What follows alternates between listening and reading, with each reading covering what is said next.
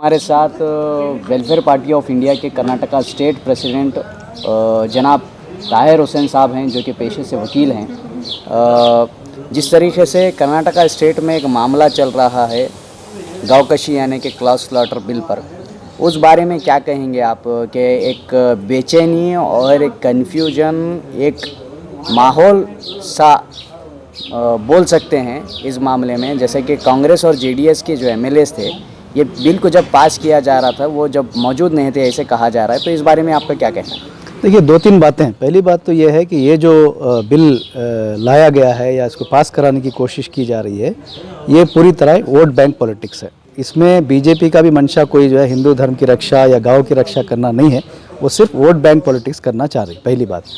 दूसरी बात, जब इसकी मुखालिफत करने की बात आ रही है तो जो हमारी मेन अपोजिशन पार्टीज़ हैं, जेडीएस है, कांग्रेस है, वो बाहर अखबारात में और इधर उधर तो शोर मचा रहे हैं। जब असल वक्त आया था इसके ख़िलाफ़ वोट करने का, उस वक्त इनकी बड़ी तादाद में तकरीबन 37 एमएलए जो उठ के बाहर चले जाते हैं।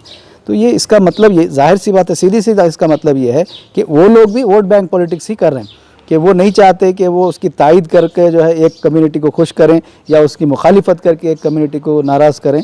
तो सबका यही मामला है कि ये किसी ना किसी तरह अवाम को, उनके वोट बैंक को खुश रखने की कोशिश कर रहे हैं। किसी को ना किसानों की हमदर्दी है, ना किसी खुरैशियों से किसी को हमदर्दी है, ना जो आम अवाम है, जो गरीब तबका है, जो एक ग़िज़ा के तौर पर इसको इस्तेमाल करता था जानवर के गोश्त को, उनके ताल्लुक़ से किसी को कोई फ़िक्र नहीं है। ये सिर्फ सब पॉलिटिकल पार्टियाँ जो है इसको वोट बैंक पॉलिटिक्स ही कर रहे हैं इसको। जैसे कि बताया जा रहा है, जब वो पार्टी जेडीएस हो या कांग्रेस हो, जो 37 एमएलएज हैं, जब ये निकल गए तो बिल पास किया गया, ऐसा सुने में आ रहा है। तो आप इस पर क्या कहेंगे कि या ये जो चीज़ है, आप जैसे कि कह रहे हैं कि ये सब एक वोट बैंक के लिए है, तो क्या कहना चाहेंगे आप इन पार्टीज़ के बारे में? क्या ये बिल को इंटरनल मानते हैं, या जैसे कि पेपरों में शोर मचा रहे हैं, तो उनको क्या करना चाहिए था आखिर असेंबली में इस बिल को लेकर जब पास किया जा रहा था? क्या वजह थी जो पूरे एमएलएज वहाँ पर मौजूद नहीं थे? इसकी वजह क्या हो सकती है? देखिए, ये बिल्कुल गैर जिम्मेदाराना बयान ये लोग दे रहे हैं कि हमको जिस वक्त बिल पास किया गया उसकी इत्तला नहीं थी या हम वहाँ मौजूद नहीं रह सके, जबकि उनको मालूम था। दिन भर इस बिल पर चर्चा हुई है, दिन भर इस पर गुफ्तगू हुई है, अब ये पास होने के करीब है। ये बात जब उनको मालूम थी, तो अगर वो वाक़ईतन इस बिल की मुखालिफत कर रहे हैं, अवाम के ताल्लुक़ से उनको फ़िक्र है, तो उनको वहाँ बैठना चाहिए था, हॉल में बैठ करके वोटिंग में हिस्सा लेना चाहिए था। इसके बरक्स जो बाहर निकल कर के इस तरह के बहाने जो कर रहे हैं, तो ये सीधा सीधा इसमें बात समझ में आती है कि ये सिर्फ अवाम को धोखा देने, अवाम को बेवकूफ़ समझते हैं, अवाम को धोखा देने का काम ये लोग कर रहे हैं।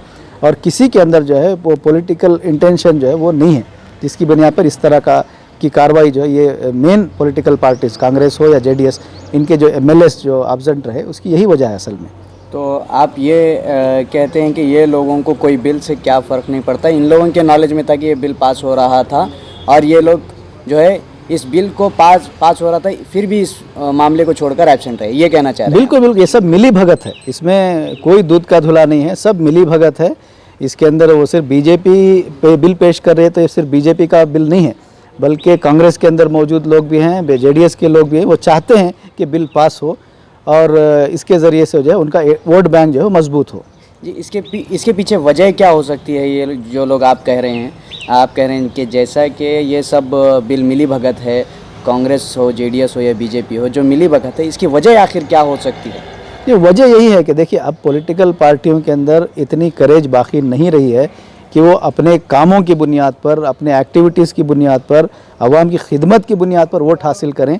इतनी करेज अब बाकी नहीं रही है। ये सब इतने करप्ट हो चुके हैं और इतने बुज़दिल हो गए हैं पॉलिटिकल पार्टीज़ कि अब उनको इसी तरह की चीज़ों का सहारा लेना पड़ता है कि हम किसी को खुश करेंगे, किसी को नाराज़ करेंगे।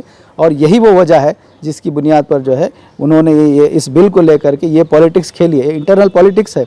उनके लोगों को अच्छी तरह मालूम था कि ये बिल हमारे एब्सेंट होने पर पास हो सकती है, जानते थे ये, और दिन भर डिस्कशन हो रहा है ये भी मालूम था उनको, और ये जिस वक्त वोटिंग होने वाली है वो भी वो जानते थे।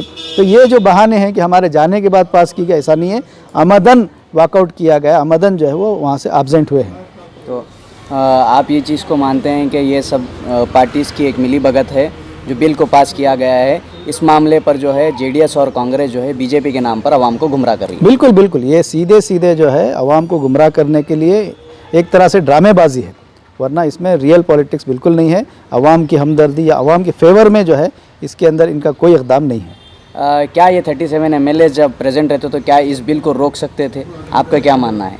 नहीं, बिल्कुल रोका जा सकता था। और अगर नंबर की तादाद अगर आपके पास नहीं भी है, लेकिन कम से कम अवाम के सामने ये डिस्कशन तो आता। आप इतने सारे लोग इसमें शरीक रहे और आप लोगों के सामने खुलकर कह सकते थे कि हम उसमें शामिल थे, इसकी मुखालिफत में शामिल थे। अब आप क्या मुँह लेकर अवाम के सामने जाएंगे कि जब बिल पास होने का वक्त आया और हम एब्सेंट रहें?